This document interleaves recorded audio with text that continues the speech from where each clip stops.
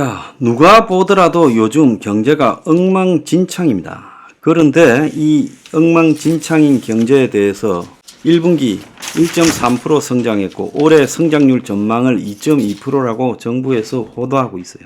그런데 지금 상황이 얼마나 최악인가 한 건 이 시대를 살아가는 사람들이 잘 느끼는 겁니다.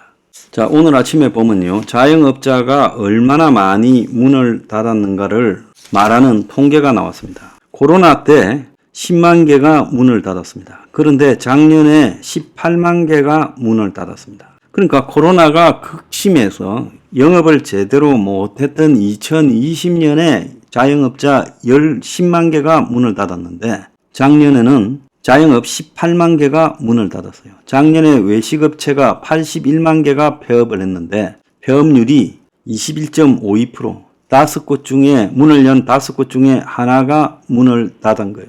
지난해 폐업은 코로나 때에 비해서 82.6%가 늘어났다는 거예요. 재작년보다도 5%가 늘어났어요. 그래서 코로나 때보다도 지금 폐업률이 월등하게 많고 올해는 훨씬 더 많을 걸로 보여지고 폐업 신고를 안 했더라도 사실상 1년간 매출이 없는 곳이 엄청나게 많아서 실제 폐업률은 이것보다도 훨씬 더 높을 거라고 보여지고 있어요. 그래서 지금보다 역사상 대한민국 역사상 자영업 폐업률이 더 높은 적이 없었다는 겁니다. 자, 그리고 부업을 뛰는 N장르. 자, 이건 이 직업을 여러 개를 뛰어야 겨우 먹고 살 돈을 버는 사람들을 말하는데 최근에 청년층과 40대, 청년층이야 여기저기 알바 뛴다 하지만 가정의 가장인 40대가 회사에서 받는 월급으로 감당이 안 돼서 N장르를 하고 있다는 거예요. 그래서 지난해 1분기보다 N장르가 22.4% 10만 1000명이나 늘어서 55만 2000명으로 집계가 됐어요. 그런데 이 M장르 중에서 60대 이상이 가장 많았고 50대, 40대, 특히 40대가 폭증을 했어요. 그래서 젊은 애들이 N장르를 하는 게 아니라 40대가 그리고 50대, 60대가 N장르를 하고 있다는 거예요. 그래서 제대로 된 일자리는 사라지고 플랫폼 일자리만 남아 있다 보니까 한 군데 월급을 받아서 살 수가 없으니까 복수 일자리를 하고 있는데 복수 일자리를 하는 사람이 직업하고 부업하고 합쳐서 소득이 295만 원도 안 된다는 거예요. 그러니까 N장르 해봤자 먹고 살기가 어렵다는 겁니다. 자, 이 속에서요, 지금 중소기업들이 너무 어려워서 중국의 저가 공세와 전쟁 중인데 한국의 중소기업들이 전멸될 우려가 있다고 합니다. 그런데 이 중소기업들이 이렇게 어려운 원인 중에 중국발 그야말로 저가 공산품들을 털어내고 있는 알테쉬, 즉 중국의 저가 플랫폼이 싸구려 저가품을 한국에 털어내고 있다는 거예요. 그래서 중국의 내수 시장이 한계에 부딪히자 중국의 저가품 플랫폼들이 한국의 이 중국산 싸구려들을 털어내고 있다는 거예요. 그래서 최근에 전 세계가 고물가 인플레이션이 이제 번지고 있는데 중국이 중국발 저가 싸구려 이커머스를 발전시켜서 이걸 한국에 퍼붓고 있고 최근에 보면 중국의 알테시 같은 일커머스에 의해서 800만 명의 한국인의 개인정보에 지금 빨대가 꽂혀가지고 유출되어서 이게 심지어 안보 위협이 되고 있다. 그래서 알리, 테무, 쉬인 등의 사용자가 급증한 한국에서 사용자가 800만 명이래요. 그래서 이 개인정보가 중국 기업에 쌓이게 되면 곧 중국 정부로 넘어가 경제 군사적 목적으로 사용될 수 있다라는 불신이 팽배한 거예요. 그래서 미국이 이런 이야기를 하고 있는데 중국의 모든 개인 기업들이 중국 정부와 정보에 연결이 되어 있다. 그러면 앞으로 이 안보적 위협이 될 수 있고 알리, 테무, 쉬인 등에서 내놓은 개인정보 보호 조치는 중국 당국에 의해서 무차별로 활용될 수 있고 국내법 무시한 이런 개인정보의 무차별적 수입은 중국의 경제 식민지가 될 수도 있고 사생활 정보에 의해 약점이 잡힐 수도 있다는 거예요.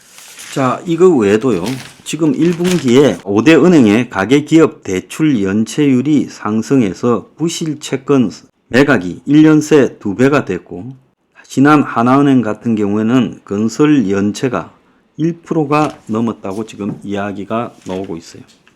그래서 4년 새 567조가 급증한 기업 대출의 39%가 부동산 건설입니다. 그러니까 40%가량의 돈이 기업에서 빌려가는 돈이 부동산 건설이다. 그러니까 부동산 PF가 부실화된 게 111조라는 볼룸버그의 말이 맞는 게, 부동산 PF, 즉 땅 산다고 건설한다고 빌려준 돈 외에 은행의 기업 대출로 잡혀있는 부동산 건설업 대출 39%.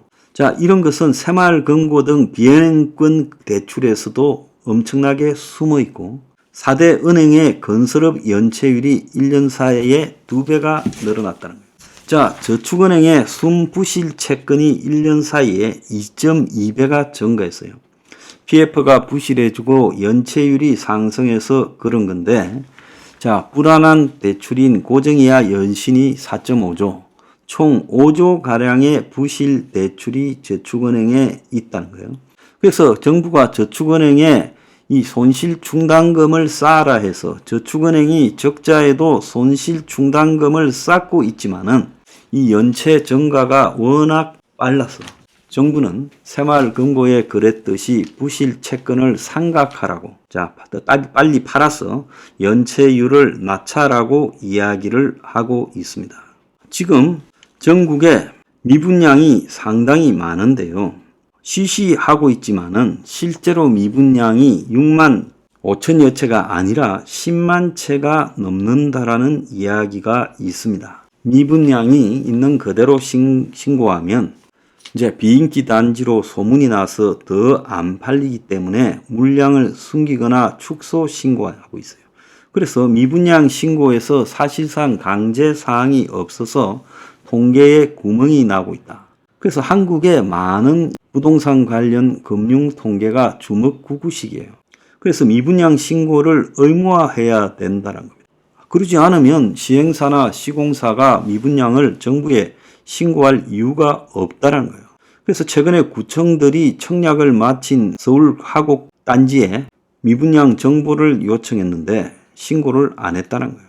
그래서 미분양 통계에 잡히지 않은 이 실제 미분양이 굉장히 많아서 그야말로 통계 자체가 무의미하다는 거예요. 그래서 신고를 아예 안 하고 있는 미분양 단지가 많다는 거예요. 신고해봤자 뭐 도움 주는 것도 없는데 미분양이라고 신고하면 곤란하기 때문에 그렇다는 거예요. 실제 일부 지방의 한 아파트 단지는 미분양 부담으로 계약된 사람, 소수가 계약됐는데 그 사람 계약금 중도금을 돌려주고 분양을 취소했어요. 그래서 4%밖에 분양이 안 되니까 그 4%의 돈을 돌려주고 오히려 묵히면서 좀 지켜보겠다는 거예요. 그래서 분양 승인을 냈다가 분양이 잘 안 되니까 분양 승인을 취소하면서 미분양을 감추는 것이 늘어나고 있다는 거예요. 그래서 실제 미분양 규모는 10만 채를 넘기고 있을 거다.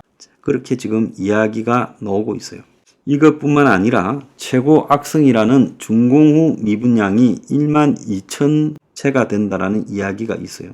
KB 부동산 센터에 따르면 준공 후 미분양이 12,000채다라고 이야기를 하고 있어요. 그래서 건설회사 입장에서는 준공 후 미분양이 걸리면 끝장이죠. 자, 오늘 또 다른 보도에 따르면 숨어있는 부동산 PF만 65조가 넘는다. 정권사 만기 도래액이 지금 10조가 넘어서 비상이 걸렸다라고 이야기를 하고 있어요. 얼마 전에 파이낸셜 타임즈가 한국의 이 부동산 관련 금융이 926조쯤 되고 그 중에 111조가 부실화됐다니까 정부가 과장됐다고 이야기를 했죠. 정부의 공식적인 PF 대출 잔액은 135조 6천억이에요. 1년 새 5조 3천억이 증가했고 정권사의 위험액이 지금 올해 만기가 도래하는 게 10조 3천억이라는 거예요. 작년보다 2배가 늘어났습니다. 정권사의 PF 대출은 후순위가 많아서 이게 굉장히 타격이 클 거라고 전망이 되고 있어요. 지금 건설산업연구원이나 신용평가 회사에서는 지금 부동산 PF 규모가 202조가 넘을 거다라고 말을 하고 있어요. 그러면 왜 정부 135조하고 이렇게 차이가 나느냐라는 부분에서 정권사, 저축은행, 캐피탈, 보험사 등에서 숨어있는 부채가 많다. 그래서 숨어있는 부채는 이 토지관리 신탁, 그리고 또 보증 이런 형태로 되어 있다는 거예요. 그래서 정부는 지금 이 제대로 통계도 없는 속에서 그야말로 최소로 지금 이 부동산 PF 위험액을 말하고 있습니다만은 실제로는 지금 정부가 최소한의 액수를 가지고 그걸 막는다고 발표하고 또 정권사가 비중이 높아지면 부실 채권을 매각하라. 그리고 새마을금고가 연체율이 높아지면 부실 채권을 매각하라. 그리고 저축은행이 그렇게 되면 부실 채권을 매각하라 해서 연체 비율을 고정이하 여신에서 지금 부실 채권을 줄이는 쪽으로 압박을 하고 있어요. 그런데 손해난 거는 손해난 거지 그걸 남한테 매각한다고 손해가 감차지겠습니까? 하늘에서 돈이 떨어지지 않는 이상 그런 일은 없지 않겠습니까? 최근에 저축은행과 관련해서 저축은행의 이 PF 비중이 큰 곳을 비롯해서 최대 5조의 손실이 발생할 거다라고 예측이 되고 있는데 이 최대라는 것보다도 실제 터지는 것은 더 클 거라는 거죠. 그런데 정부는 그렇게 보지 않고 그 중에 일부라고만 해석하고 있어요. 지금 전방위로 이런 위기가 가중되고 있습니다. 그 중에 지금 물가도 심각한데요. 자, 식당 물가가 어마어마하게 오르고 있어요. 냉면 7.2, 김밥 6.4, 비빔밥 5.7, 짜장면 4.0 계속 올라는 데서 또 올라가고 있는데 수입 마늘이 53% 오르고 고춧가루가 51% 올랐습니다. 그래서 자영업자들이 가격이 안 올리면 손해라고 하고 직장인 평균 점심값이 사상 처음으로 10,000원이 넘었어요. 통계 작성 이후에요. 그래서 요즘 이 런치플레이션이라는 말까지 나오고 있습니다. 자, 그래서 이 자영업 하는 사람, 그리고 직장인, 더 나아가서 각종 금융사들, 건설사들이 그야말로 최악의 상황으로 가고 있어요. 이런 것들이 눈앞에 보이는데 정부는 1분기에 1.3 성장했다. 올해 2.2 성장할 거다라고 그렇게 말을 하고 있습니다. 그 이면에요. 지금 한국의 실물 경제가 그야말로 바닥으로 가고 있는데 미국처럼 실물 경제가 바닥인데 경제 성장한다고 하다가 지금 난리가 났지 않습니까? 한국도 그 꼴을 겪고 싶습니까? 좀 솔직해집시다.